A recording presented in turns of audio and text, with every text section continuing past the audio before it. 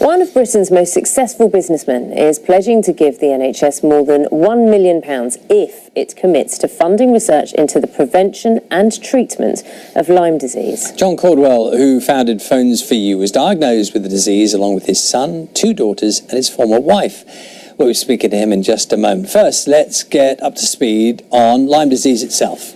So it's a bacterial infection spread to humans by infected ticks. It can happen anywhere in the UK, but high-risk areas include grassy and wooded areas in southern England and the Scottish Highlands.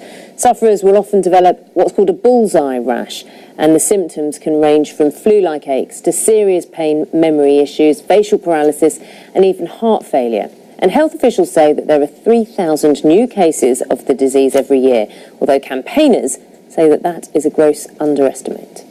Well, let's talk to John Caudwell now. John, very good morning to you. I just wonder, this has affected your family, 4 members of your family. Just take us through that. What happened? Well, my son, when he was 10 years old, suddenly developed a really acute agoraphobia, hermetophobia, anxiety, and all sorts of mental issues.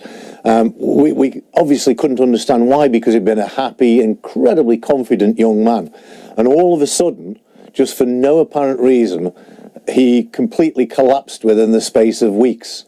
And we had psychiatrists, psychotherapists, we had huge amounts of medical attention, as you'd imagine, to try and find out what was wrong with him.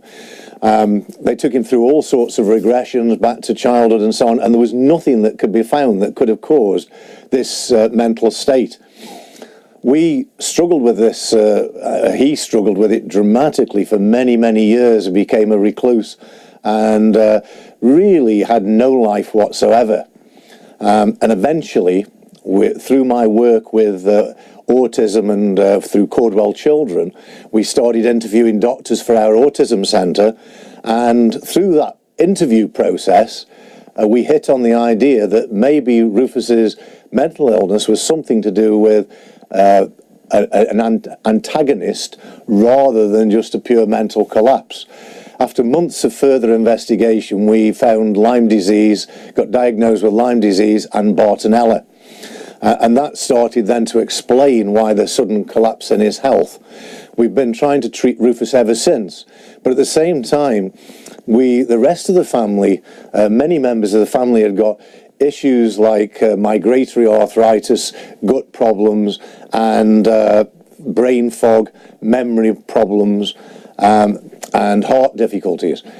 We didn't understand why we'd all got these various health problems, and usually it was not just one symptom, it was multiple symptoms, and that's one of the ways that you do diagnose Lyme disease, by multiple symptoms. It doesn't mean you've got Lyme disease, but if you've got multiple symptoms that fit in with Lyme disease, there is a chance that you've got Lyme disease.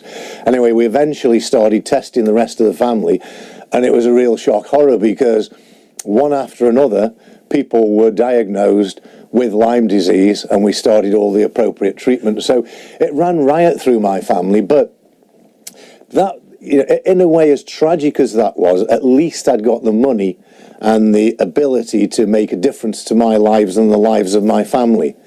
There's all of those thousands, tens of thousands of people out there that are suffering absolutely dreadful, dreadful symptoms where their lives are completely and utterly destroyed.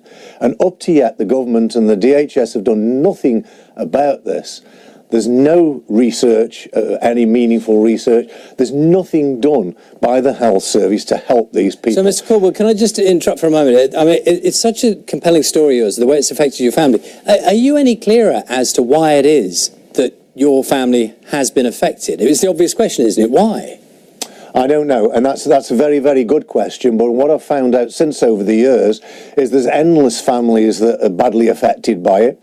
There's other people where there's only one person in the family affected by it.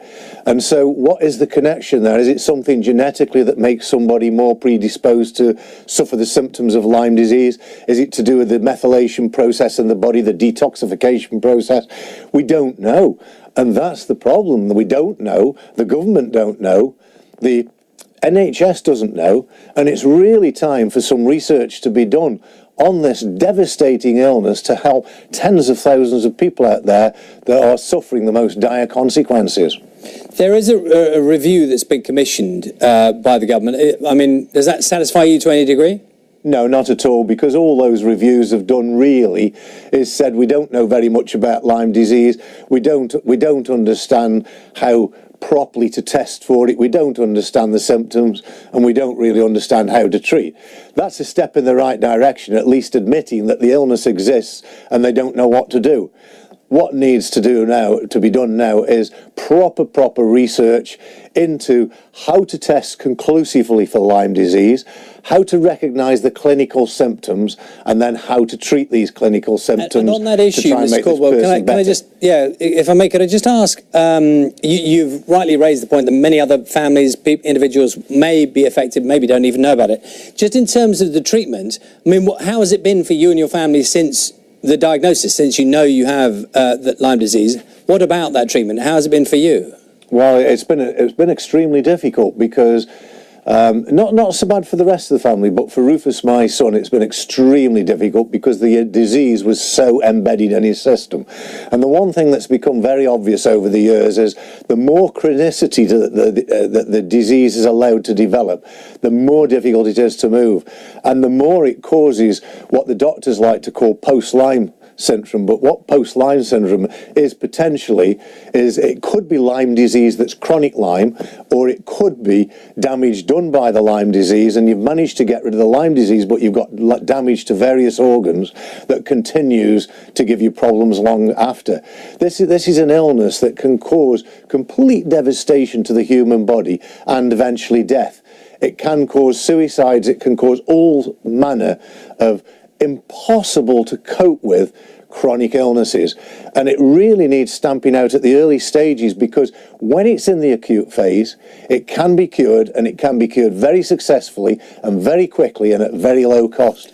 And because of the health services lack of knowledge, what we're allowing is thousands of people every year to go from acute Lyme disease, which is curable, to chronic Lyme disease, which then becomes a real battle to make people better. Okay, Mr. Caudwell, thank you very much for your time this morning. It's very interesting talking to you. Thank you. Thank you. Thank you.